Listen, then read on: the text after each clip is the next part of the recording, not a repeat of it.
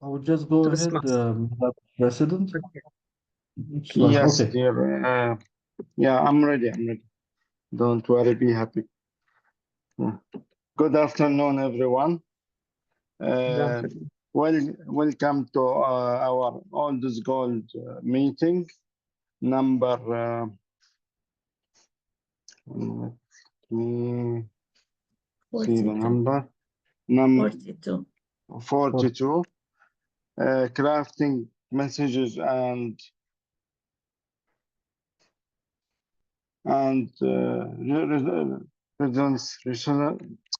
crafting messages.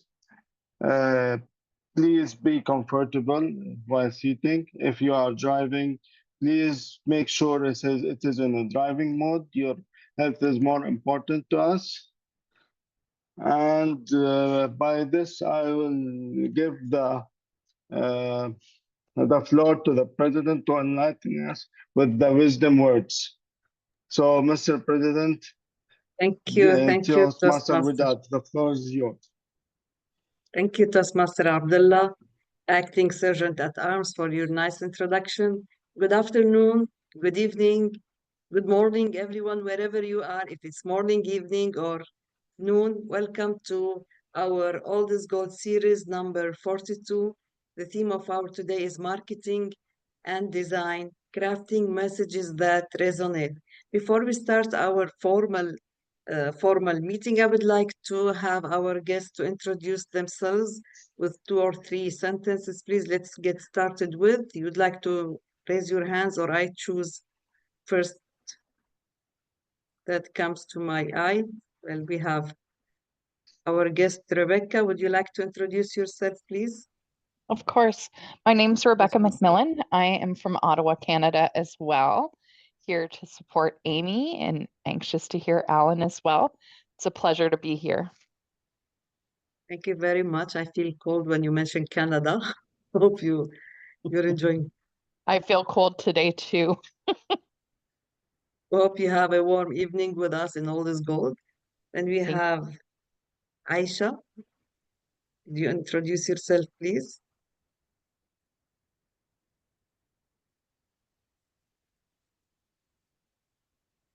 Okay, then we have She's too cold to speak. Maybe later.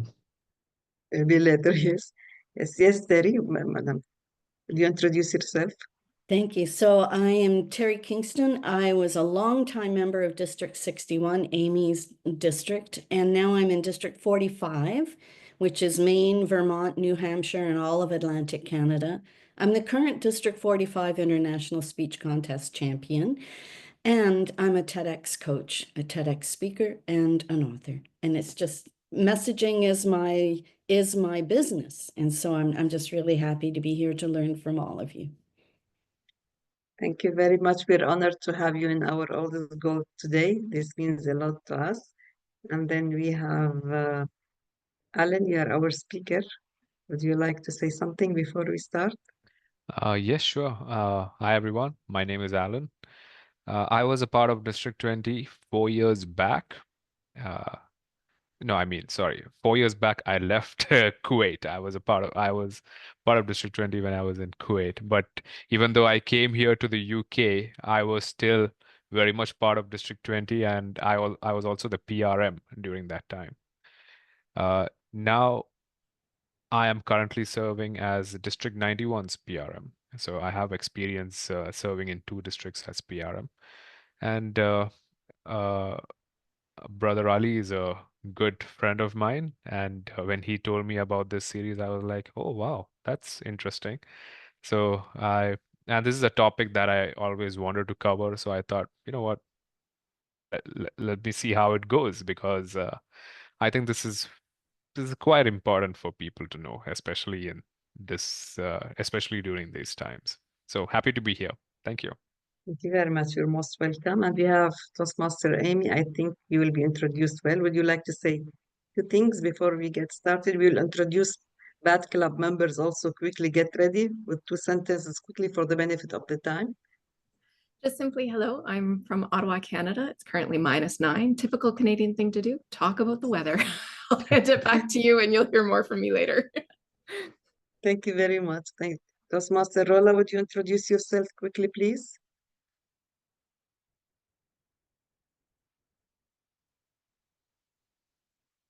Hello, everyone. This is Rula from Lebanon. I'm happy to be with you today. You're most welcome. She's a member in Bat Club as well. She lives in Lebanon.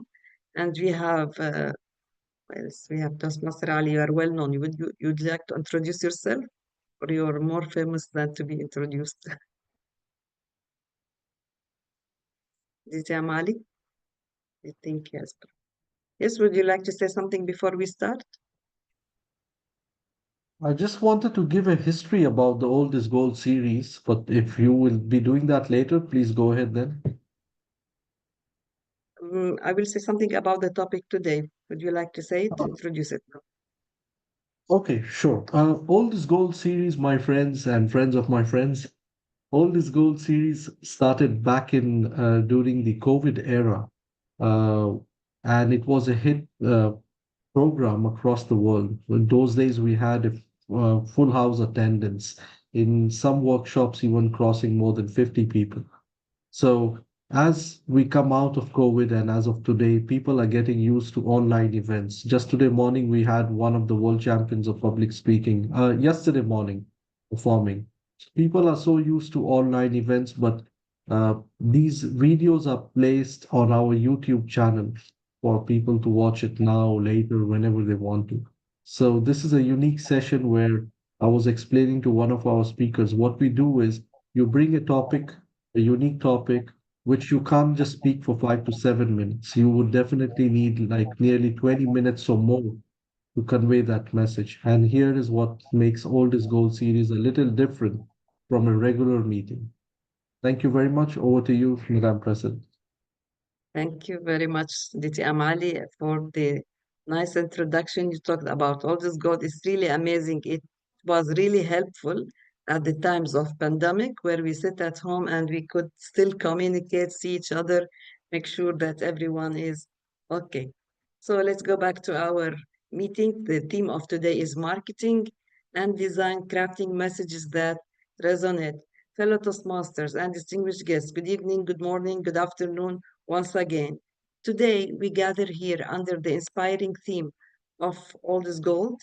In our fast-paced world where information bombards us from every direction, the true challenge lies not just in the crafting my message or crafting any message, but in creating a message that really resonates.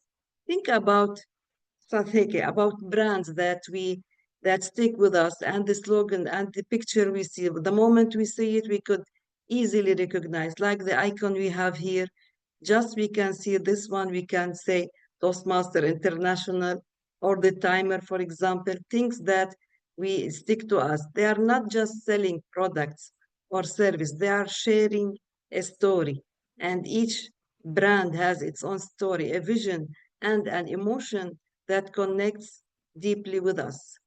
Effective marketing is also about understanding our audience. It's about empathy, putting ourselves in the shoes of others we wish to reach. This is where design plays a private and pivotal role. The right visuals can evoke feelings, can spark curiosity and drive engagement. Whether it's a striking logo, a well-placed ad, or a beautifully designed website, every element contributes to the narrative we are telling. As Toastmasters, we have the unique opportunity to hone our skills in conveying messages, an art that we try to master throughout our journey in Toastmasters.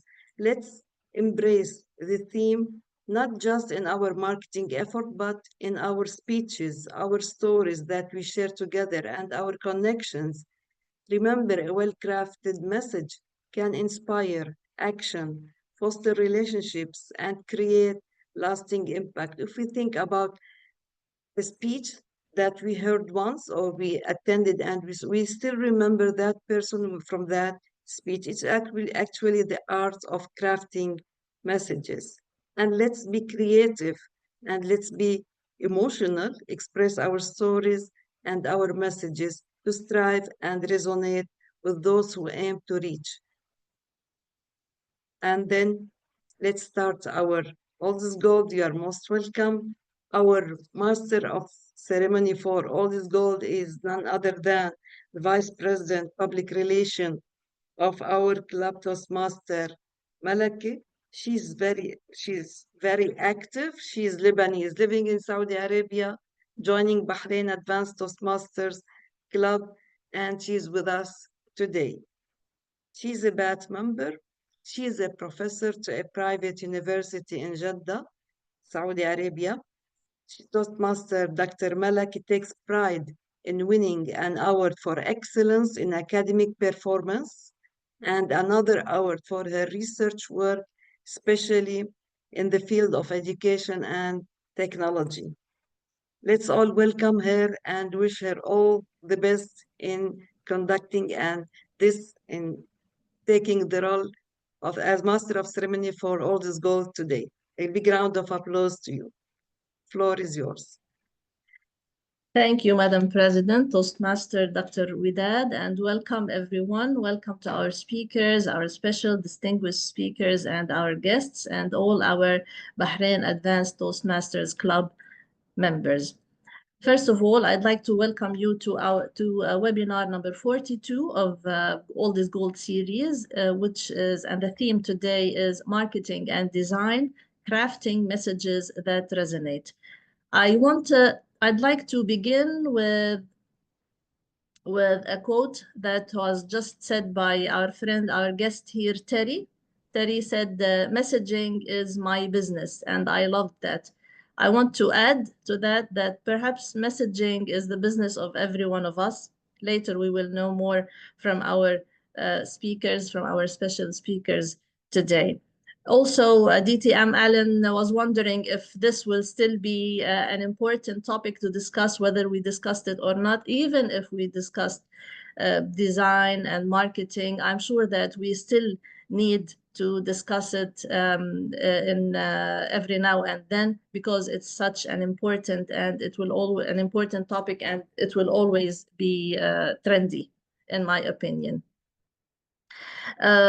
I have to say that the followers of our YouTube channels will be very lucky, because we will have very important speeches today related to this topic. And to begin, I'd like to say a quote by Steve Jobs, who said, "Design is not just what it looks like and feels like. Design is how it works." We will talk a lot today about the topics of design and marketing and messages. We will answer questions about the potential of artificial intelligence, whether it will enhance or replace human creativity, whether artificial intelligence design tools will replace human designers, or will they just serve as creative partners. The skills, also what skills should marketers and designers develop to stay relevant in every business, and particularly maybe in the artificial intelligence era. And now, without further ado, I'd like to introduce our first speaker for today, Master of the Trade, DTM Allen Paul. DTM Allen Paul is a solutions engineer by profession. He is the public relations manager of District 91 in the UK, and he is the immediate past public relations manager of District 20. The topic that he will discuss today is, or the title of his speech is, "Revolutionize Your Creativity, AI Tools for Marketing and Design." So the topic is "Revolutionize Your Creativity, AI Tools for Marketing and Design." The floor is yours, DTM Allen. Please, let's give him a round of applause. Thank you. Thank you, Toastmaster Malik. Thank you. Good evening, fellow Toastmasters and guests. My name is Alan, and I'm excited to guide you through this interactive session on leveraging artificial intelligence to take your club's marketing and design efforts to the next level. As a Toastmaster, I know how important it is to attract new members, promote events, and keep things fresh and engaging. And today, we'll explore how AI can help us do just that. Now, for my friends in the audience, you must be wondering, why is Alan talking this way? Well, that's because it wasn't me. It was AI talking to you just now. That whole script in the beginning was just a direct copy from ChatGPT, which I use. By the way, how many here know ChatGPT? Just to know my audience. Everyone here knows that. Okay, all right, okay, that's good. That's good. That's what I wanted to know, and that is one of the reasons why this session is quite important. When I first came across ChatGPT, ChatGPT was the first AI tool that released. After that came up Gemini and all those things came up. So when I first found ChatGPT, this was like, oh my God, it knows everything. Wow. And this was around the same time when I was the president uh, of my community in the UK. Uh, so uh, so at that time, there were things happening in on WhatsApp, and I was just using ChatGPT, copying the text as it is and putting it on chat, right? So there were a lot of texts coming from me, and sometimes there might be some conflict also happening in the WhatsApp groups. So that time, what I do is I just copy all the text messages and I put it to ChatGPT and tell ChatGPT, "Hey, there's a fight happening. What can I do here?" All right, and ChatGPT gives me a response, and I'm like, wow, that's amazing. And I I put that exact thing over there, and everyone is just silent. I was like, wow, this is revolutionary right now. And for me, I mean, many people didn't know me on the WhatsApp group, right? So, I mean, they had this impression about me. They keep thinking that I'm this English-speaking Shakespearean saying doubly and drinking tea. That's what they had an impression about me. So when they see me in person, they'll be like, "Oh, okay, you are much different on WhatsApp and in real life." And I was like, "Yeah, maybe I should stop using ChatGPT so much." This is, and whenever I tell people, I keep telling people, okay, you didn't know about ChatGPT. This is ChatGPT. This is what it can do. Over time, what happened is almost everyone in the group knew about ChatGPT, and all the text messages were exactly from ChatGPT from everyone. And I was thinking, okay, this was such a bad idea. This is this is such, where is the authenticity, right? So that is where I trimmed it down a lot. And I was thinking, okay, we need to use ChatGPT to get certain things. You don't have to completely depend upon it. I mean, I use it for a lot of things like marketing and AI, marketing and design. That is one thing that I'll be covering in this session. But apart from that, say for example, I just recently had my medical reports coming to me, right? I uploaded that to ChatGPT and I said, "Hey, what's wrong with me? Can you give me a diagnosis here before I go to the doctor?" And it gave me a diagnosis of whatever is happening in my body, and I was like, "Wow, I don't think I believe you. Let me go see an actual doctor and see if what you said is true."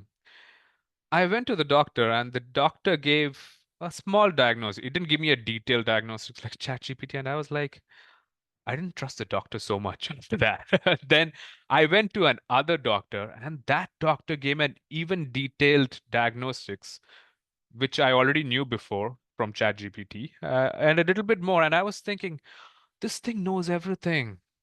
I'm quite scared right now, right?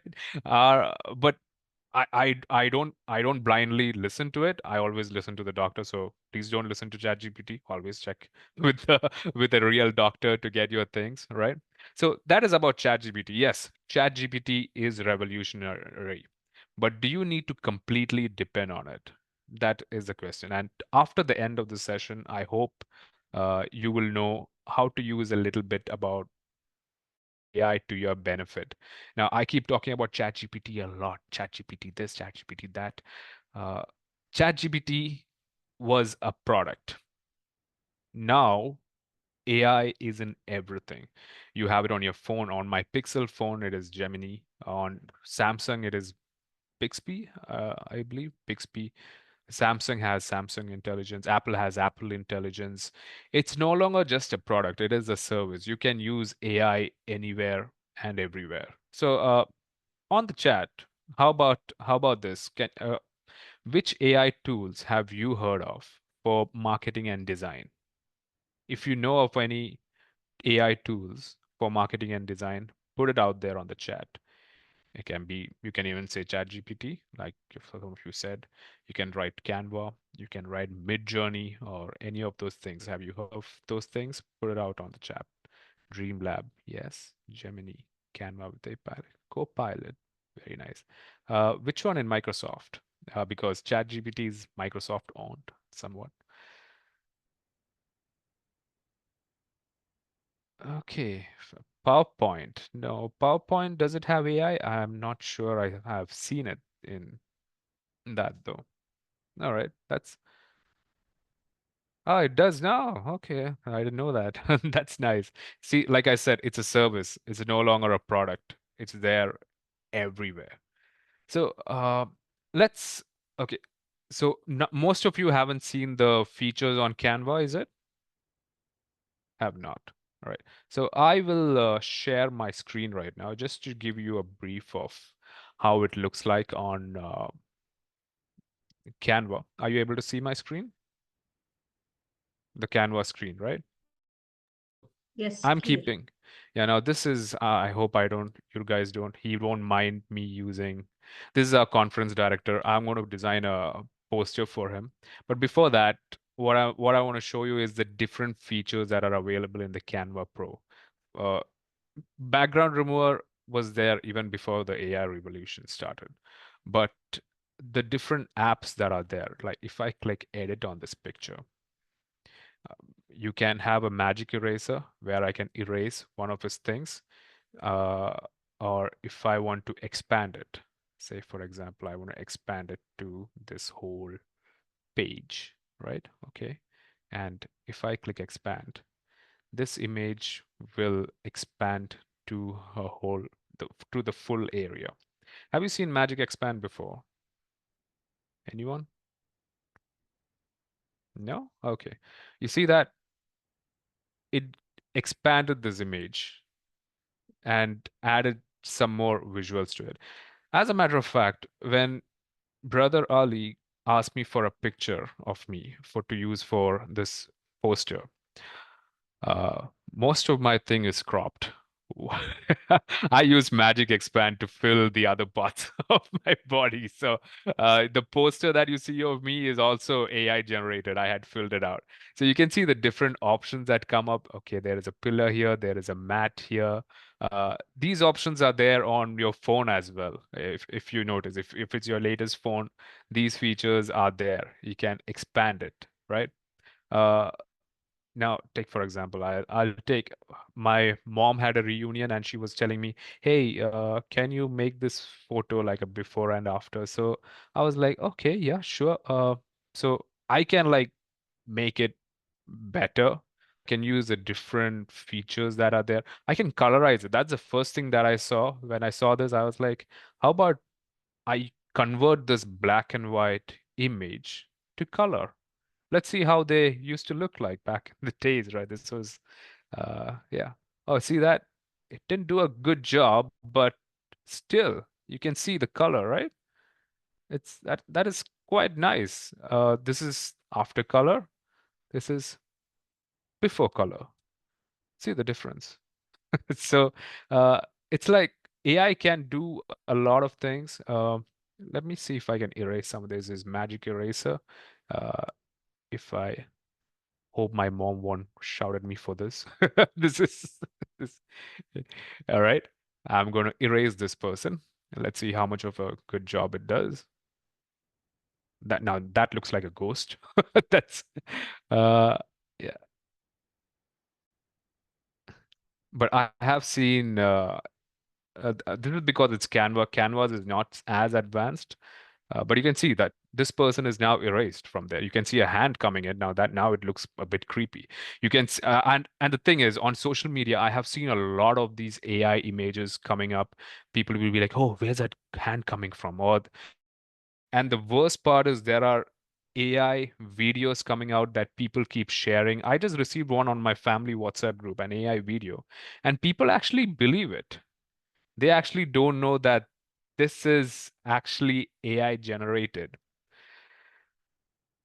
So it's good for everyone to know about these AI tools, but also be mindful that we need to know when it is being used. There are so many different features that we can do for designing, and AI has a lot of benefits. Now, DTM Ali told me about a person who has been generating 20 posters with images, right? He only saw 20. There was 100 at one point. And the thing is, this can be generated on Canva in like 5 minutes. 5 minutes. So if people can generate posters like crazy on the fly, is it necessary for the general audience to know about it? Like, okay, you have 20 posts, you have 100 posters. Do you really need to push it out there? Will people be able to consume so much content? Or would they be able to only see what actually matters to them? So this is something that we need to think about every time we publicize something. Yes, we can do things, but do you really want to do it that way? You need to think about it. And my trio is quite understanding, and this is this is one thing that I used to tell even the other members who I'm not speaking explicitly, but whenever I get requests to generate a lot of I'm not talking about my trio, I'm talking about my past experience. Whenever I receive a request to generate so many posters, my first question would be, is that really required? Who is this going to reach out to? Would they really value this?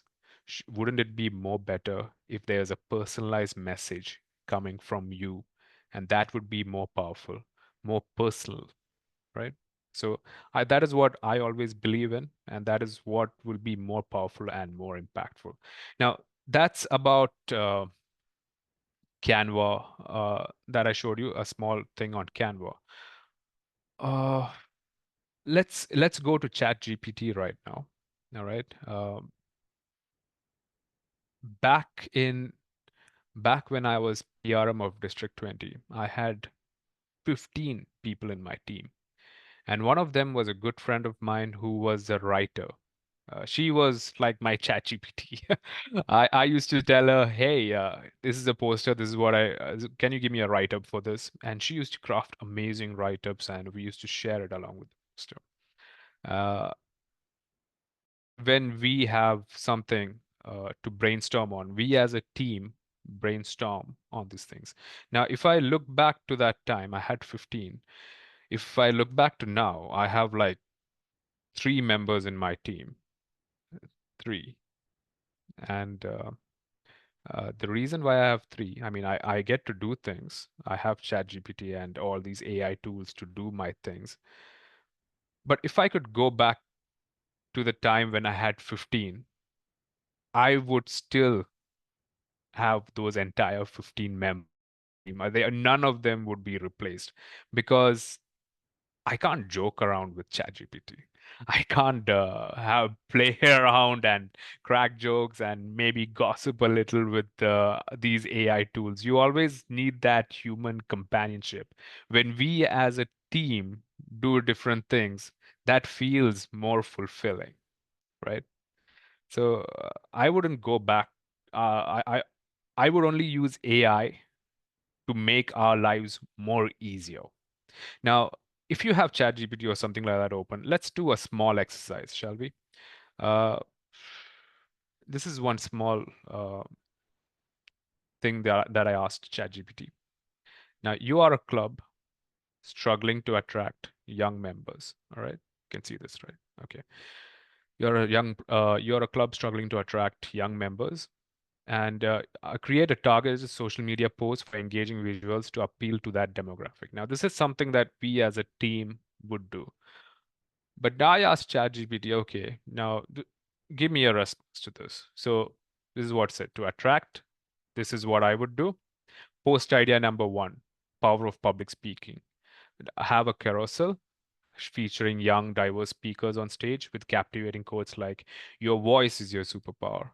And stand up, speak out, shine brighter is the caption. Or ever wanted to on the stage like a pro? Toastmasters isn't just for pros, it's for you. Build that confidence, connect, and have fun while by being the best version of yourself. That's nice. That's a nice post idea. Second post idea, meme. Okay. How it started, how it's going. That's quite innovative. So first is how it started, someone nervously fumbling with notes. And second is the same person confidently addressing that audience, meaning how it's going. And the caption is, this could be you, whether you're nervous about speaking or just want to level up, we got your back. Join us to grow and glow. Okay, ChatGPT, that's a nice one. Okay, I give you props for that. Memes are some nice. Can you give me more?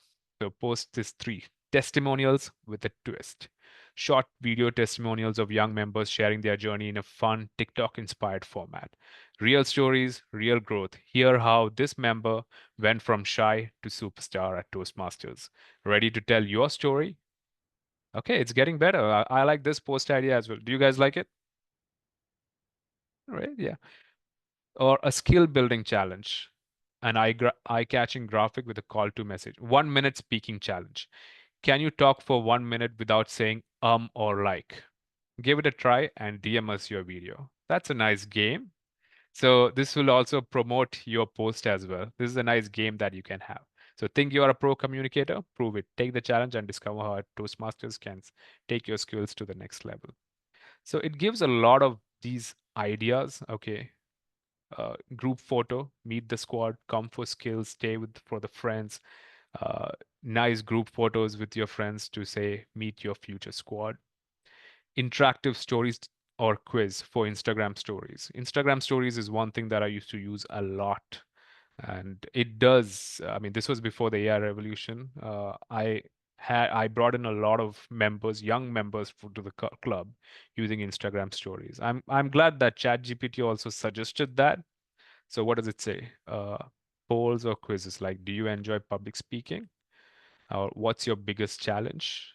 And follow up with a slide saying Toastmasters can help all of these. I used to do something better than this, but it's nice of ChatGPT to come with this option for Instagram stories. So it also tells you the tips for execution. Use platforms like Canva for design, stick to bold, beautiful colors. So I said, okay, can you help me create a template in Canva? And it gives me what the exact step-by-step guide on how to design a good poster for it. But I'm a bit too lazy. I'm like, okay, can you generate an image for me? Can you give me a mock-up? And guess what it does? It gives me a mock-up. Oh, look at that. Your future starts here. Sign up now. Learn, connect, and grow. It is not branded though. So make it Toastmasters branded colors. Still not branded, but yeah, it's almost there. AI is not perfect, but we can use it for inspiration. Now, I can definitely create a poster like this. So we can use it for inspiration, but we can definitely not use this poster for this. Now, I said, okay, this sounds more like how am I joining a cult or something? Just make it a little more personalized. So it gave me this one. All right. Okay. So can you give me a write-up to release this poster? And here's the thing. This is quite important. This is the write-up that it came up to me. It's a very good write-up. Ready to build your skills and connections? Are you looking to grow your audience? Join us with the date, location, whether you're seasoned Toastmaster. How is this write-up for you? Give me a raise your hands if this is a good write-up. It's already red. Okay, from green to red. Is there a mistake timer? Okay, I'll wrap up really quick.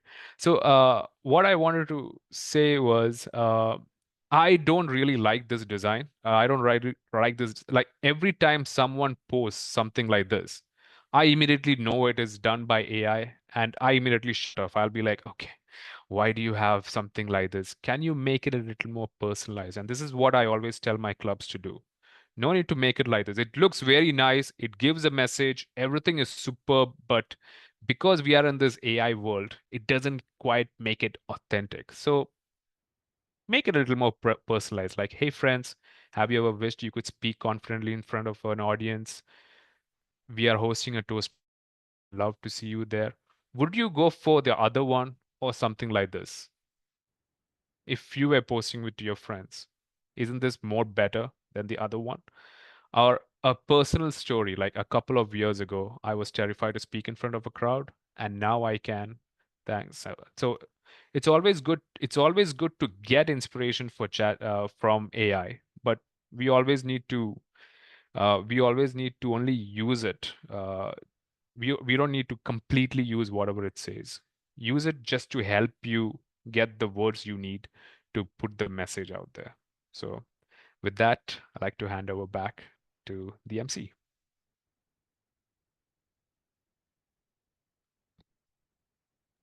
Thank you so much, DTM Alan, for this beautifully crafted and designed presentation. It was hands-on and very practical. We will get back to you, of course, with more questions, and I encourage everyone to share with us their questions so that we ask DTM Alan at the end during the Q&A session.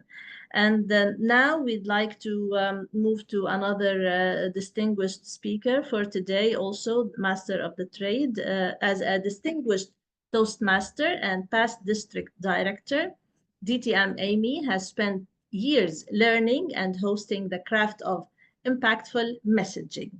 Whether it's marketing initiatives, delivering speeches, mentoring others, or managing campaigns in marketing, political, and communication, DTM Amy has seen firsthand how a well-crafted message can capture attention, inspire action, and leave a lasting impression. Beyond Toastmasters, DTM Amy has even navigated adrenaline-pumping challenges for charity, all of which required clear, compelling communication to presently have, which also, raised $22,000 for humanitarian, wildlife, and child wellness causes. Wow. These experiences have given her a unique perspective on the art and science of crafting messages that resonate deeply with diverse audiences.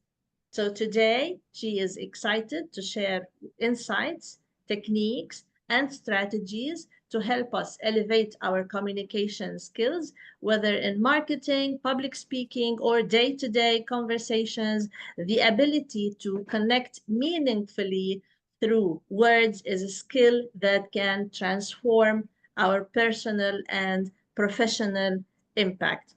Therefore, everyone, get ready to dive in, craft messages that truly resonate. The title of DTM Amy Campbell's speech is The Psychology of Resonance, Why Some Messages Stick. The title is The Psychology of Resonance, Why Some Messages Stick. DTM Amy, please, the floor is yours. Thank you.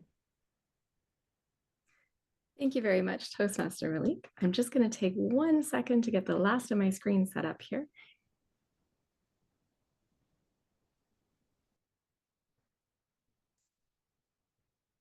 Just so that I can see all of your faces while we're speaking and going through the information today. It is true, I have managed to raise $22,000 for charity events, and it is something that I'm incredibly proud of. And sometimes it comes from a drive of a personal motivation, and sometimes it comes from the motivation of what I'm sharing or what has been shared with me. And one in particular was a rappel down the side of Toronto City Hall. And Toronto City Hall is a 30-story building to which I'm now dangling by a rope. And oddly enough, that is not the dumbest thing I've ever done in my life. But with this event, I was requested to raise or required to raise $1,500. I actually managed to raise $7,000 for the Make-A-Wish Foundation in the Toronto chapter. And it all came about because of a challenge. And the challenge issued to me was, do it in a superhero costume and we'll support you. So there I am finding a superhero costume where the things are not going to get tied up in the rope system as you go down. And that was the hook. That was the emotional connection that every one of my friends and family was suddenly on board with, knowing that this challenge was happening and that I was going to take the wild adventure of donning a Wonder Woman costume and going down 30 stories. Spoiler alert, it was the slowest Wonder Woman rappel you've ever seen in your life, 12 minutes top to bottom. However, it was incredibly exciting to have raised $7,000. And it was that messaging that got me to that level. Now, that all happened in 2016, if my memory is correct. Fast forward to 2020, and this big elusive position of sales and marketing was put in front of me that some of us would know as the club growth director position. And I had put my name forward, and I knew from day one, sales, not my thing. It's not my thing. It's not going to happen. I don't know how to market. I'm not about selling myself. I'm not about selling anything else. I don't know how to do it. I'm just too, just polite little Amy over here, just trying to make everyone happy. But lo and behold, I did earn my stripes that year. Rest assured, there was marketing. It did happen. But by the time I got to the district director year, I was all in, because that's the moment that you start to or that I started to realize on my own that absolutely every moment in our lives is either selling ourselves or endorsing a product or speaking for something, a cause, a desire, a wish, a dream, a hope, or to help somebody else. Even a conversation on a Saturday night with friends is still a connection, an ability to share good times, an ability to promote those good times for the next week for that to happen. Whether it's a speech we're giving, whether it's a campaign we're doing, or whether it's just an entrepreneurial endeavor that we've taken, everything has a marketing component to it. Absolutely everything. So today we're going to cover some basics on the theory. We're going to look at understanding resonance because that's ultimately how it happens. That's success. How the elements play into how we can make a message resonate. And then we're going to go through a little exercise of seeing some designs and how we can transform them to make that connection for our audience. Now, of course, I've mentioned the resonance. And this is where I work in policy a lot. I'm in violence and harassment. We're constantly going back to the policy. What does the policy say? What is the expectation? And so I have learned whenever I'm needing to describe something or needing to interpret something, go to the dictionary. Like it or not, I will forever return to the dictionary definition, the root of what the expectation of the word is. And I say that because I looked up resonance. So the Merriam-Webster dictionary defines resonance as the ability to affect or appeal to someone in a personal or emotional way. And if you're thinking, yeah, Amy, I knew that one. Right, got it. I'm with you. So did I. So that wasn't particularly helpful. But I actually used ChatGPT. I said, ChatGPT, take this definition and describe it in terms of marketing. And that's where it got a little bit more fun. In marketing and communication, we can further develop the domain of resonance in the strong creation of a connection with an audience, making the message memorable and impactful. Making the message memorable and impactful, a strong connection. And that's where I connected all the dots. Because while I might have known stuff in practice, I may never have known the theory prior to this without digging into my 20-year-old university classes. But ultimately, the connection is what inspires your audience to action. So we're going to take a look at that. Connection inspires your audience to action, period. That is it. That is all. If I were to say to you, you need Toastmasters. Do you connect with that message? Not so much. It's a useful message. It's an instruction. It's a helpful message, but it has no connection to it. It doesn't fulfill that second part of inspiring an audience to action. And if we continue down the theory side of it, and we talk about the neurological, again, I want to reiterate, I work in violence and harassment and policy. I have not experienced the education component in a number of years of psychology, so this will be high level, is the fact that ultimately we are looking to impact our brains through the pleasure and reward system, and of course, therefore, impacting and affecting the motivation and learning. And I'm a fairly simple Canadian.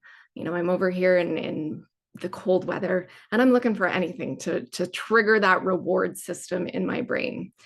And I will admit, if you are not aware of what those little delicacies are in the bottom right corner of your screen, those are what Canadians call butter tarts. They are a lovely pastry, a delightful pastry, and they're also known as liquid gold. And if you've ever had one, oh, there is a very long driven toxic debate in the country on whether the filling of your butter tart should be solid or runny. For the record, runny. It needs to be runny. It needs to, all that sugar needs to just come oozing out. But where we go is all you have to do is put a plate of butter tarts in front of me, and that dopamine just starts running, just starts going through my head. And I'm like, oh, I cannot think of anything but those butter tarts in front of me. It is all consuming. And I am now in the middle of my goal-directed behavior. I want the butter tarts. I'm not functioning. I am not thinking about what I'm supposed to be working on because there is a plate of butter tarts in front of me. And that's the decision making. I have, and I will continue to give up dinner in lieu or in replacement for butter tarts. I'm not saying I'm proud of this fact. I'm just saying it is a reality that I love butter tarts that much. And that becomes the decision-making factor for my brain to consume the butter tarts. And then of course I decide, yes, we're foregoing dinner and we are now consuming a whole bucket load of butter and sugar in lieu of, because the reward is so high and valuable in my brain. But that's when the cycle starts. So that's when we had the pleasure and the reward, but it continues with the motivating and the learning. So I'm a marketer's dream, because now a marketer can come in and say, we know people love butter tarts. We know that they're going to go one of two ways. They either want a solid filling or they want a runny filling. Which audience do we want to meet? And then you start targeting your message to that. The grandmother's brand, ooey, gooey, oozy butter tarts are my preference, I will admit. The Loblaws, they're okay. A little too crystallized in the sugar for my liking, but you know. And that's all in how they portray the message to have me purchase the end product. Went a little too fast there. Now, we're talking about the marketing and how the reward system works and how marketers then tap into that learning, which cycle causes the cycle to go all over again to affect which decision, to affect the decision of which butter tart I'm eating. But we have the psychological principles, and there were many. Again, thanks to ChatGPT and some quick Wikipedia research, this was the ultimate that I came up with. And once I'm done, I will actually put in a resource for you that has all of these defined. But for the purposes of our presentation and of course time today, we could get stuck on all of those and they are very exciting, but I'm going to hone in on three in particular: the halo effect, the social proof, and the cognitive dissonance. If we begin with the halo effect, we are then talking about the people's perception of a positive trait, such as seeing an attractive individual or seeing somebody who is in a position of authority. And that's the halo effect. So if we're using our promotions and our visuals to this, we're going to use somebody who's really presenting themselves well, who's got their shoulders back, who's standing with confidence, because that will come through on a visual. Now, the social proof is appealing to others actions and opinions to guide their own behavior. So when you have a guest show up, and like I said, every moment is marketing. Somebody standing up doing the Toastmaster of the day is still marketing. So a guest shows up. Their social proof is seeing how well that Toastmaster runs the meeting, facilitates it with pride, with confidence, with strength, guides everyone through, ends it on time. That's the social proof that we can appeal to. And finally, the cognitive dissonance. And this is my favorite. This is when people seek to resolve discomfort by conflicting beliefs or actions. How many of us came to Toastmasters either because somebody told us we lacked confidence or we actually knew we lacked confidence? Am I the only one? No, is it Rebecca? Thank you. So yes, there was cognitive dissonance. We know that in the workplace, we want to be able to communicate better with our employers, with our coworkers. We want to be more succinct. We want to not feel panicked when our manager comes over and asks us for a status update, and suddenly our brains are so full we can't function through that. So when we deal with the cognitive dissonance, that's where we can really play in on some of these marketing principles to appeal to the wider population. And all of that science boils down to the elements that come into a message that will resonate with an audience. And those elements come down to the emotional connection, the relevance and the relatability, the simplicity and the clarity, and finally, storytelling. And yes, you can storytell in a visual. So I do want to say, Alan, I have so much appreciation for the fact that you say ChatGPT and AI should never be your end. It's an excellent source to prompt you, to generate ideas, to brainstorm, but you need the emotional connection. And as you noted on that last sample that you gave, you can tell it's AI. There's a coldness, there's a generality behind it, but we want to dive in when we're speaking. So the emotional connection are the messages that tap into all of our emotions. Okay, that's clear. So you're looking for things that spark joy, fear, sadness, or surprise, and they're more likely to be remembered, and they're more likely to cause a feeling within your audience member who sees it, or a speech, the audience member who hears it. If you think of the best speeches the speeches you remember, they included a huge component of emotional connection. And then of course there's relevance and relatability. If I got up here and completely stumbled my way through here, you probably wouldn't think that I had a whole lot of relatability to the subject matter. Or if I started talking about Toastmasters and I completely mixed up the program as to what it was all about and what its purpose was, you wouldn't be able to relate to that as fellow Toastmasters. So being able to relate to your audience and making sure that it's relevant. In our world today of mass information coming at us in so many different directions, and it's nonstop, we need to make sure, to the point that was made earlier, that we're not putting out 25 different posters at the same time. Put one out and make sure that that message is heard and seen and repeated. And of course, simplicity and clarity.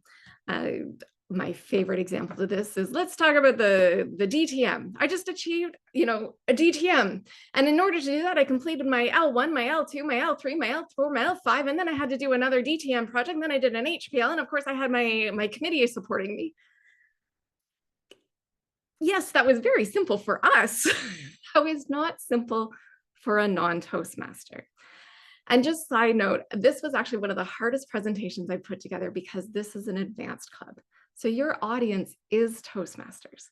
Your audience knows this language, but at the same time, you still have public outward facing messages where you need to make that simple for the non-Toastmaster, because as an advanced club, not only are you trying to draw members into your club, you're also trying to draw members into Toastmasters and be the example and the representation that we are of the program and the success that comes along with that.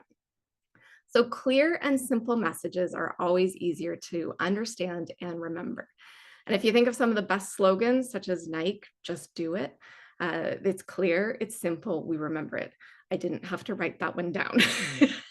And storytelling, of course, we know what that means, but we are wired for connection. We are wired to respond to somebody's story, to be drawn in, to be excited over what is the climax, who's the protagonist, who's the antagonist in the story, who's going to win in the end.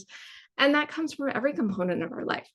Not that every battle we have in the kitchen with my partner is a full-on brawl. No, but we have had disagreements, my friends. And it's all about relaying those stories in a positive way. And in order to do that, if we break down those elements, words matter.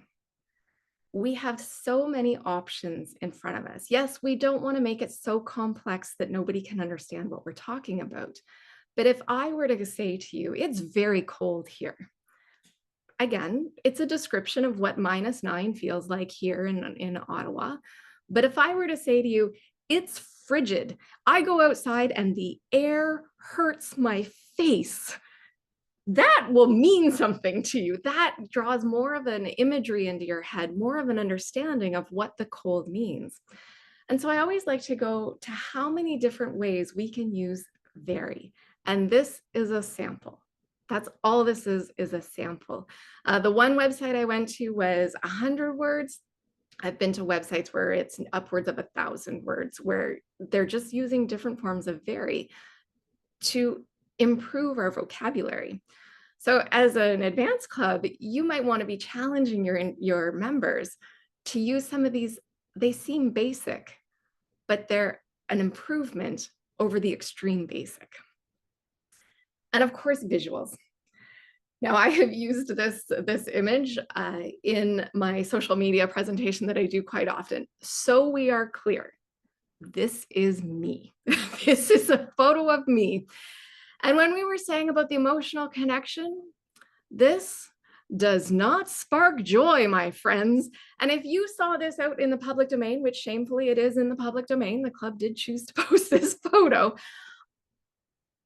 Are you connected? Do you want to come meet me in the club based on that photo? And if you want my honest opinion, my feelings on this, I look like I haven't slept in 3 weeks.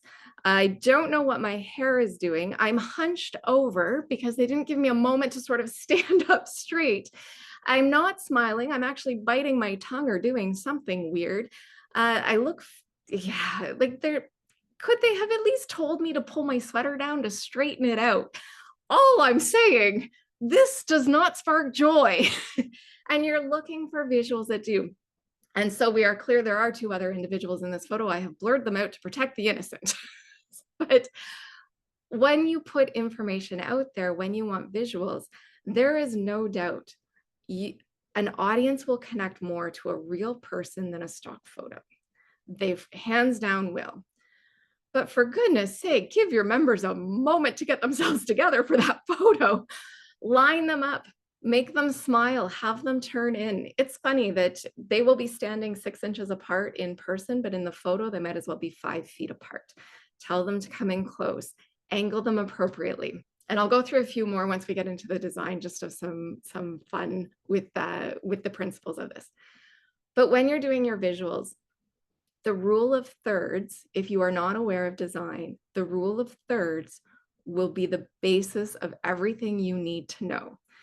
If you look at your screen as a grid of 9, anything that fits into one of those thirds, and you will have yourself a wonderful design if you follow that principle. I'll leave that hanging there for a few minutes. In addition to our words matter, so do our visuals matter. And finally, our subject and our objects in the grammar we use matter. So again, Alan, I want to point out that ChatGPT has it right. And this is not my knowledge, I will admit. Cheryl Rausch is an accredited speaker, and she's done several workshops in District 61. So this is her teachings to us, and it is a lesson that has stuck with me. The minute you start using "come to our meeting," "come join us," "come be with us," we want you to come see us. We want to welcome you. Think of promotions as a gift. As soon as you start saying we and our and us, it's exclusionary. It's not a gift because it's now about us, the person who wants to give it away. But why would I want to come if it's all about you? Because I don't know you, and I'm in it for me as an audience member. So the only subjects and objects that you should be using in your promotions is you. You need Toastmasters. You're going to improve your communication skills. And all of those, it's all about them. And I know you're going to say to me, well, Amy, by the time I get to the end, I want to say, join us. You can say, join the meeting. And it still removes that pronoun or that subject so that it's still about them. But it gives them that call to action, join the meeting. And our final part is a little bit of design fun. So DTMLE is not aware of exactly how much joy I had of all the photos he gave me. I asked him for one specific, and he just gave me a whole bunch, and I went, I'm going to ask for forgiveness after and not permission beforehand. Sorry, Ali. We have a design. And I will admit that many of the districts have considerably improved their design elements over the years, which I'm grateful for. But I still want to talk about some of the things that I have seen. So Ali gave me a lovely photo. This was one of them that he gave me. And you're looking at it, and I know, I'm going to look at you and I'm going to say, I'm so proud. It's branded. Like, oh, those colors are exactly what they need to be. They're all on brand. I've got the logo there. I've got a concise message there. Yeah, but can anybody read that blue against the burgundy? Like, just first thought, if you can't read it, no one else can. And just because it's the brand doesn't mean you have to. Now, you do need to protect and guard the brand, but there's ways to use other colors such as the white, which is permitted so that it is readable. So if we go to the next version of this, I'm like, okay, well, Ali in the original one, he was facing away from all of the Toastmasters stuff. So let's flip him around using Canva's great AI tools, and let's bring him into the ad. So now he's into the ad, but I'm looking at his eyes. If I'm doing this correctly, I don't know which way it's going. If I'm looking at his eyes, where is he looking? Where is he looking? Because he's not looking at me. He's not looking at the audience. But I will, commend the fact that we've got more colors that we can read. I speak on international stages. For an advanced club, that is an inspiring. Many of our everyday members want to be motivational speakers. They want to get to that level. So start appealing to that. And so thanks, Toastmasters, because that's what helped him get there. And then, of course, you can do it too, join a meeting. And I'm thinking, wow, what a great promo, except for where is your eye drawn? Like your eye is fighting between the logo up top, the QR code, which is the ability to get to you with ease, and the white in the photo down in the bottom, but none of it is balanced out. Absolutely none of it visually is balanced out by that rule of thirds. So I thought, okay, let's take one of the other photos that Ali gave me. Ali has very broad shoulders. He's a very handsome individual, but he has very broad shoulders, which means any photo he gives me is going to be relatively square if it is nothing but a headshot.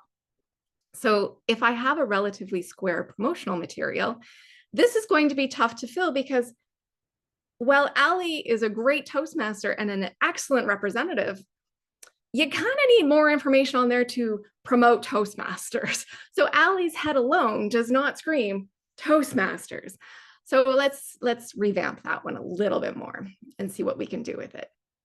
Okay, so let's get rid of the background as demonstrated earlier.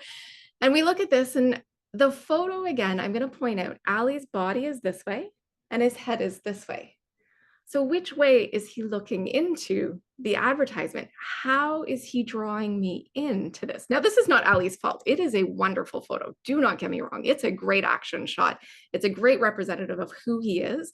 But for a promotion, you want to bring someone in. So of course, we're getting better, but we also have the floating head syndrome right now. Why people want to cut off a body and have nothing to ground that body to something. You need to not have floating heads. Or sorry, that's a preference of mine. Please don't have floating heads. We all have bodies. We ground with legs. Gravity is a thing. Now let's take the final photo the one that I asked him for before he gave me all the other ones. Because the rule of thirds, we're playing into it now. So we do have this, I speak on international stages. That's a draw in. Thanks, Toastmasters. That's what helped him get there. That's an emotional reaction from me. We have an excellent individual, standing confident, taking up 1/3 of the screen, but admittedly, if the shadow was not there on the PowerPoint, and this was an advertisement on social media, you would actually think it's two different ads because Ali is facing away from the information and the color scheme is completely dividing it. You wouldn't connect, it's the same graphic. So we'll take it one more, we'll just get rid of the white, we'll remove the background. Oh, we're getting there. Final product. Put some gradients in there, put some life into it, some depth into it. So we've used the gradient colors. You can see that burgundy in the background changes. We've put a shadow behind Ali. We've turned him in and we made a slight tweak to the language. I am confident speaking on international stages. Thanks, Toastmasters. You can do it too. Join a meeting near you for free. Bahrain Advanced Toastmasters Club. Now, what you can do with this is if the club has a little bit of budget, your audience is Toastmasters. Print the postcard, and at your next conference, you just put that around on every table, and there's your promotions. One strategy to go ahead. So if we look at where we started to where we came, that is what we accomplished through the design. And you can see the draw, the emotional pull that you have towards the second one versus the first one. That is also followed up by asking interesting questions of your members. There's all kinds of information out there. We want to end on the fact that you want to make sure that you have guarded the brand, because that ultimately is what we represent. And that's the same if you're an entrepreneur, if it's your side hustle, whatever the brand is, guarded. That is the voice that is the service or the product. I want to thank you all for the opportunity to present and hand it back over. Thank you. Thank you so much, DTM Amy. That was such an informative and rich and funny presentation. Actually, please everyone join me with a round of applause to DTM Amy. Thank you so much. After this, believe me, I'm ready to attend hours and hours from you telling me or explaining to me about the psychology of resonance, because you did that, but unfortunately for having a short time, we couldn't have more information. Perhaps now I'm really curious to learn more about that, because you explained the real meaning of resonance now, both verbally and visually. And I'm really impressed with your body language and with your voice tone. And of course, since we have two speakers here who have the same background as ours, which is Toastmasters, so that even gives our session here more depth and more meaning. I would like, therefore, to start our panel discussion after thanking both of them. So, DTM Alan, I'd like to start with you. You gave us a hands-on experience and practice of how to use AI in design, and you told us also how you gave us a clear idea about ChatGPT. Now, you were humble enough to tell us that your introduction was generated by ChatGPT, and I would like to share this humbleness also by saying that I've used ChatGPT since day one, maybe the day before they came up with it, but I never used it to create actually the image. So now I learned this from you. I'm so happy. So I will tell ChatGPT to give me the image after I describe everything I want. That's really interesting. Now, if I may start, and of course I encourage all our guests to give to share their questions in the chat, because we will be asking them later today. You said I wouldn't move back to the period before AI. Do you think that no one is going to be moving back to that period? Sorry, what was the context? Maybe I said that wrong. Did I say? That is now there's no way back. We have to live with it. We have to Oh, live with yes, AI yes. in all professions, in Yes, design yes. and everything perhaps. So do you think that no one should even think about it? Because in Australia, for example, in the same month that ChatGPT was out, the Australian universities required all tests to be handwritten and Mhm. all assignments to be handwritten and on campus, which I also borrowed, which also many university professors borrowed as a practice. Why? Because we know now that ChatGPT can do everything for them. So, and after that, I actually I wrote a research paper on handwriting versus typing. So, do we really have to live with this fact that now everyone can use AI? So we have to live with it. We cannot go back to what was before that. Yes, and I will give you some examples as to why. All right. Now, you said about university. In universities, it is very important that you don't try to use AI as much as possible because that is where you're building your skills, right? To do certain things, to improve your writing, to improve so and so things. But once you start working, now this is what companies are doing. Now, I'll give you an example of some of the interns who come to our company. Now, before the AI revolution started, we used to give them tasks they should complete in a week. Sometimes some people take a month and we don't really hire them who takes a month. A week is usually what we do, right? After the AI revolution, now interns are coming and we are giving them work and they finish it on the same day, right? And we give them a lot of tasks and the thing is they complete it so fast to an extent where start thinking, "Oh, I have more than a decade of experience, and these interns are just using AI to code and do everything else and get the results that they want." And the thing is, companies don't mind that. They are very result oriented. They just want to get the result as soon as possible. They don't really care how they got it. There are some companies who even tell employees, why is it taking so long? Use AI and get it done as fast as possible. So this is the reality that we are living with. Everyone knows about AI and building skills. Yes, we definitely need to do that. But at the same time, also know how to use AI because that is something that we have to live with. So I hope that makes sense. Yes, a lot of sense. But also, I would like to continue here with this closely related idea. I teach writing, right? I teach research writing. Mm. So I am aware of what my students' writing is, or what they borrowed or they took from other places, from AI, let's say. Mhm. But what about other areas like design, like architecture, for example?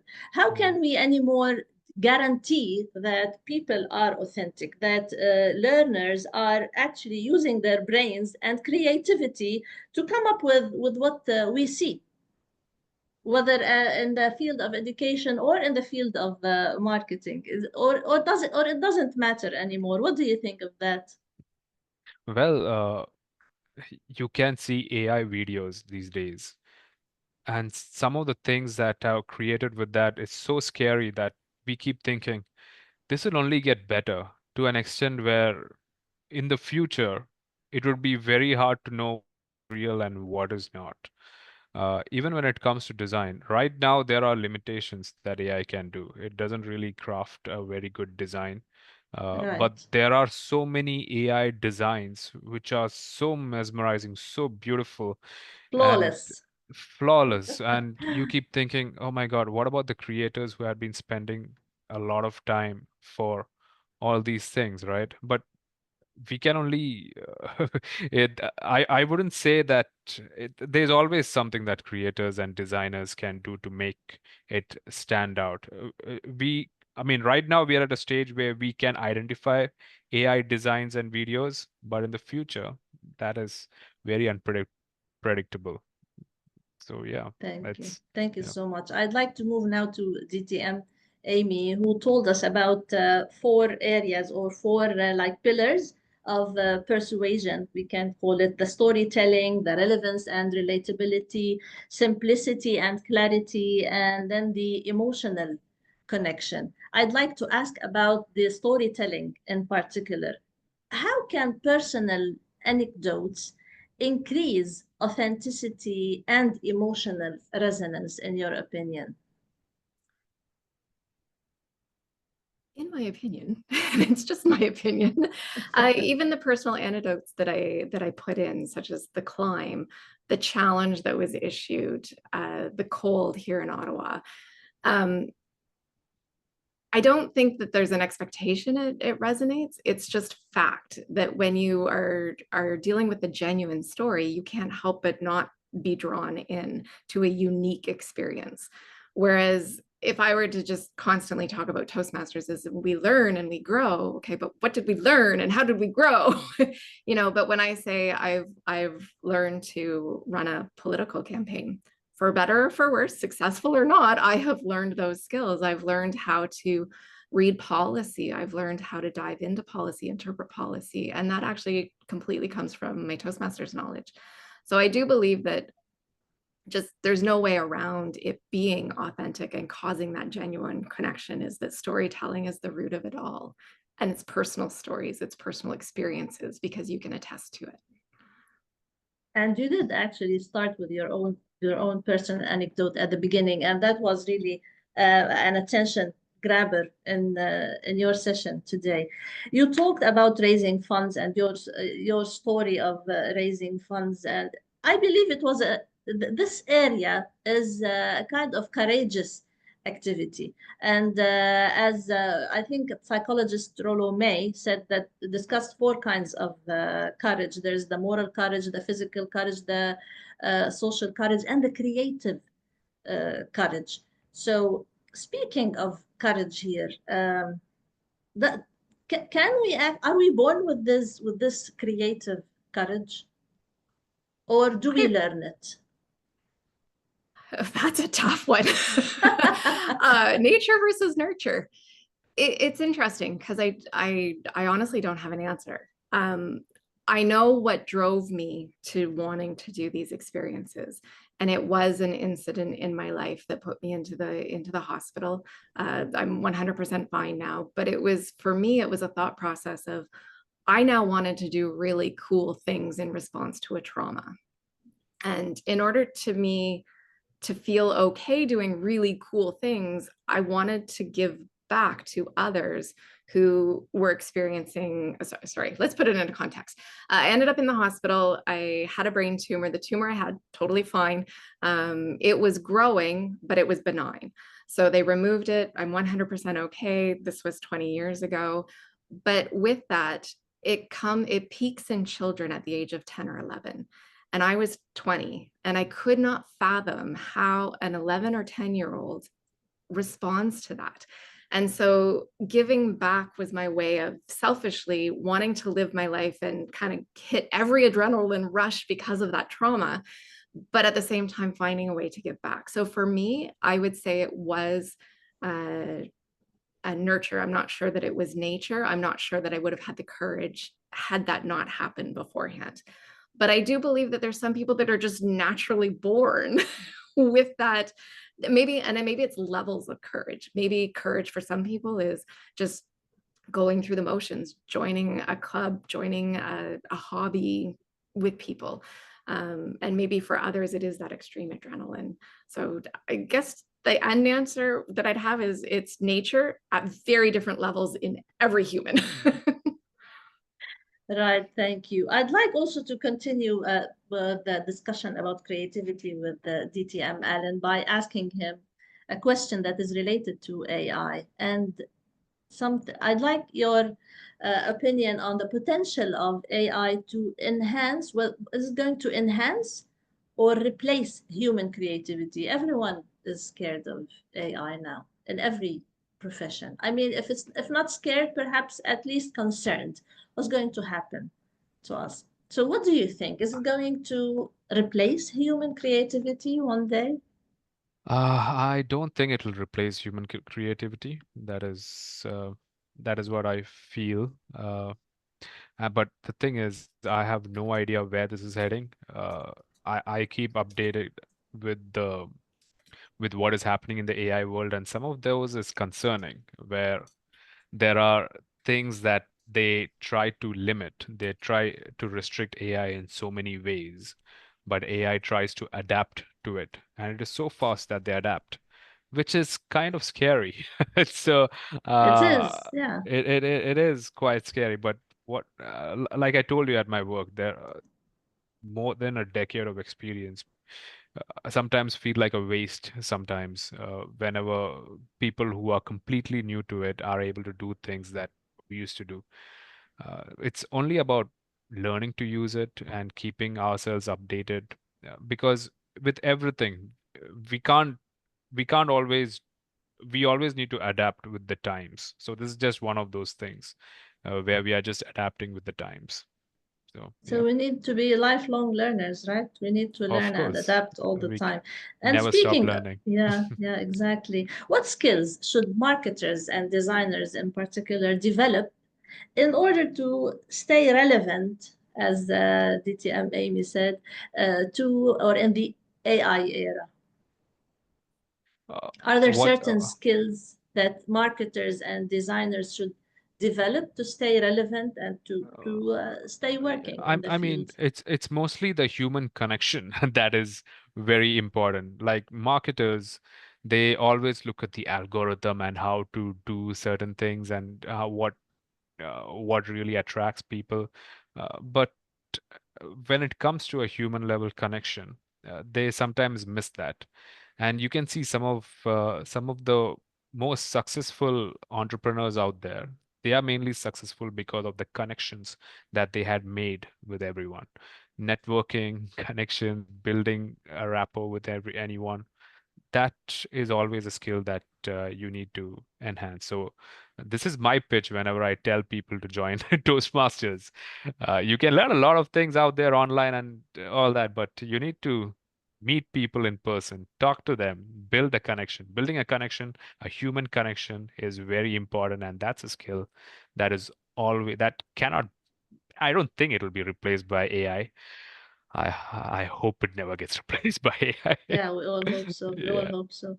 Do we know everything regarding the ethical considerations around AI generated designs, or do we still need to explore that? Yeah, I mean, there are some channels that we can follow to keep up to date. Now, I can share some of the links uh, just to see how, like, I saw a question here about AI when it comes to a photo or video, how to all that.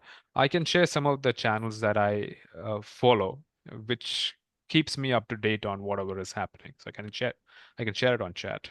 Hope that helps. Yes, yes, please. Also, I'm encouraging everyone also to add their questions in order to ask our two speakers for today and make use of every moment with them. Let me now move to Dita and Amy, because you talked about I had to take note of that. I told you I'm studying your your words now.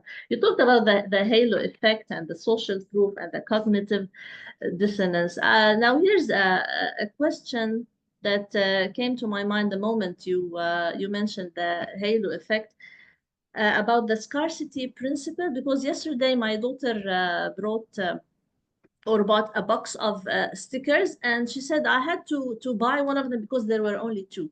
And my daughter is a university student, by the way, but she still buys stickers.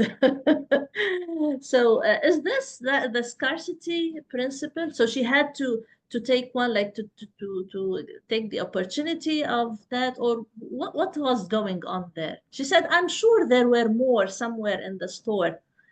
What do you think? So admittedly, I can't remember if it is a scarcity principle or what the exact words are, but yes, I there read is a it in your whole, slides. okay, I'm studying well.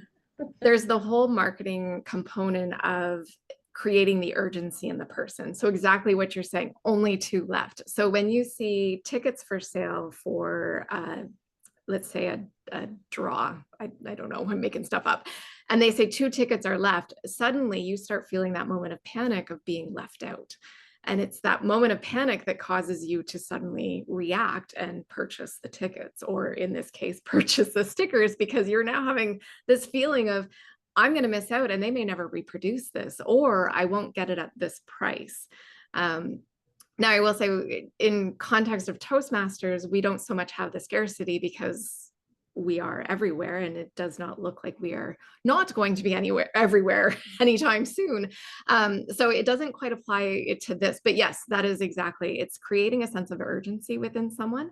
So if your district had wanted to create that sense of urgency, in fact, District 65 did, they put up a Black Friday sale for their conference tickets for $65 only for the day. The same principle applies to early bird tickets. You know, buy your ticket today and it will be this price and save X amount of money. Yeah. It's all the urgency. Right, the urgency principle. And if you think about how many times you've reacted, not just your daughter, but how many times you've reacted to stuff like that. Right, that's so true. DTM Alan talked about the emotional part, the human part, but I want you, DTM Amy, to discuss this from your experience in marketing and persuasion. You said that we all have a message to present or to give or to sell, and we all have heard of, we all sell, right? Especially from Zig Ziglar, that people don't buy for logical reasons, they buy for emotional reasons, and all this. And that even when you said that even when we are in chatting with friends, we're delivering a message there. But then, should we always be thinking about marketing in every moment of our life? No, we No. Is this an extreme or not? Marketing, this is where I'm not a marketer. Marketing is a bit selfish. It's very self-centered. It's trying to bring people onto your cause. And so while it's a reality that every time we present ourselves, every time we put a message out there, it is selling. If you're constantly thinking, I'm just trying to get connections, I'm just trying to, it's not authentic. It's not. So no, if you're thinking about it 24/7, please let your brain have a break and focus on the few closest with you. Good to hear that. So we should have some kind of balance here, right? Mm-hmm. Very good. I would like to go to the chat to see if there's any question. Please, there was a question that was already answered by DTM Allen, right? But was there any other question? I don't think so. Is there? Did we answer all of everything May I there? have a question? Yes, please. Yeah, my question for DTM Allen. I'm a coach. I give private sessions one-to-one. And in one of the sessions, the client kept saying, I feel depressed today. I don't feel well today. I tried to work with her. It's my job to work between emotions, thoughts, feelings, sensations, and all these details. Then after the session ended, I came to ChatGPT and I told him the same rhythm, the same statement that was repeated by my client. And it was really shocking for me because you mentioned something about we need people to talk to. It's not always talking to ChatGPT. So I feel depressed and I don't feel well today. Then he replied, or he or she, I don't know. You can say for ChatGPT. This is something. So it's normal that you don't feel okay. Don't give this idea that wide space. Feel free, take something to talk to someone, or she started talking, and then it started giving tips on psychology that it's normal, you need to get out of it. Then I kept asking and asking. It was really a coaching session. And then I told her, I still feel depressed. And then it said, no, you feel depressed. This means you need to talk to someone. And you can do this and that. Go meditate, practice a hobby, go talk to someone you trust, go and walk, drink something that refreshes you. How dangerous this is. Can Mm. I don't know if you know people count on ChatGPT for their mental well-being. Mm. I don't know. That is very dangerous, and that is why I was highlighting some of the dangers of ChatGPT. Like like I told you, I checked my medical records. It was giving me a diagnosis, but still, it's not human. It's I need to get a feedback from an actual doctor. I can't rely on. I mean, ChatGPT gave me a lot of feedback. It may be better than what the doctor says, but I'm still not going to trust that thing.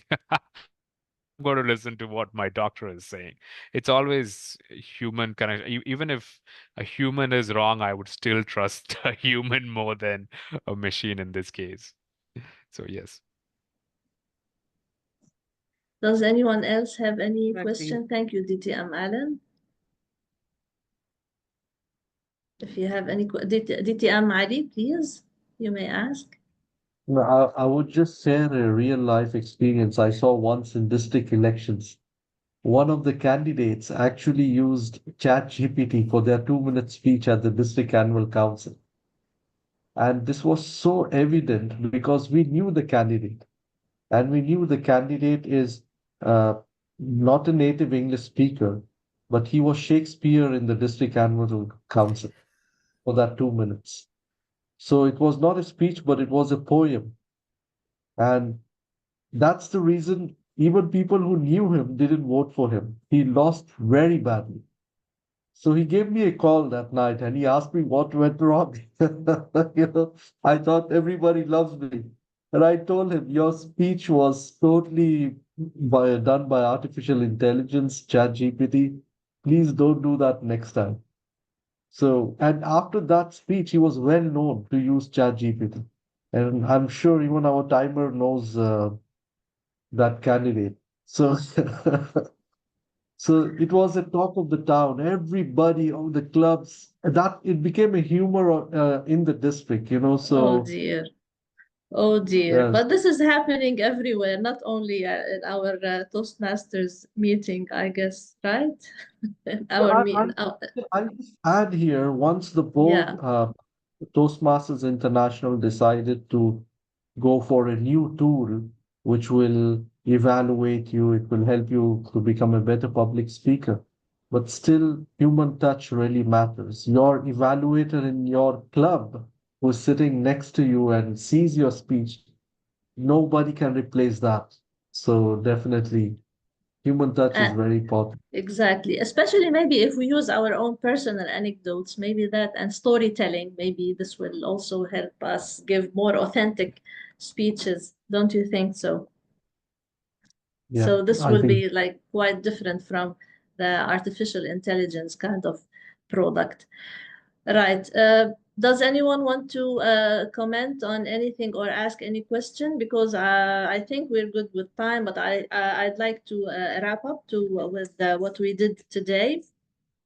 And I'd like again to thank DTM Allen and DTM Amy. DTM Allen gave us a very practical hands-on experience of using ChatGPT, and we were lucky because he comes from a background of a Toastmaster, vice president, public relations. I'm lucky in personally, and he told us, like, he gave us very important tips on that. Also, DTM Amy taught us from her experience in that, and she taught us about resonance and how to deliver messages quite effectively, whether in words, verbally or visually. And I would like to also thank all the guests for listening. And that's back to you, President, Madam President. The microphone is yours. Thank you. Thank you, Toastmaster Malaki, for the amazing way of running this All This Gold series. I would like to give special thanks to DTM Allen and DTM Amy for sharing your experience with All This Gold series. This means a lot of us. You are an added value to our club, to Bat Club. This is let's learn from experience. And now let's go to the amazing part. Thanks for everyone for that expression. Okay. If So I may add, while you're preparing any yes, presentation, I'd like to invite them to give speeches later in our meetings, DTM Alan and DTM Amy, because there's a lot to learn from you. So please do join us in future meetings. I will send you personal invitations then. Thank you. inshallah. Inshallah, Akidi, we will benefit from that. And let's send our appreciation to, sorry, to DTM Alan for being the speaker #1 in all this gold series, number 42. Big round of applause for him. Thanks for giving this time to all this gold series. A certificate of appreciation to DTM Amy Campbell for having her speech, her theme about psychology of messages. All this gold is really appreciates your presence here. A big round of applause for her, please. Yes, that's amazing. A big round of applause to Toastmaster Malaka Aitani, Vice President Public Relations of Bat Club, for accepting and playing the role of Master of Ceremony in a very wonderful way. You added a lot. We learned a lot from you. A big round of applause to Toastmaster Abdullah Hijazi for accepting the role of sergeant at acting sergeant at arms the last moment. And this is the well-known Bat Club members that whenever any urgent need, they are ready to support. And finally, to Toastmaster DTM Sara Ibrahim for playing the role of timer in all this gold today. Thank you all for making this day a wonderful day, making all this gold a specific, special, amazing meeting. Thank you all, and I adjourn the meeting. Thank you all. Thank you, Madam everybody. President. Thank Thank you, you, everyone. everyone. Take care. Thank you. Thanks, Amy. Bye. Thanks, Alice. Bye-bye. Thank you. Bye-bye. Thank you. Bye, Bye. Amy. Bye. Wishing you all a wonderful evening. Thank you. Yeah. Bye-bye. Thank you. Bye-bye. Thank Bye-bye. you.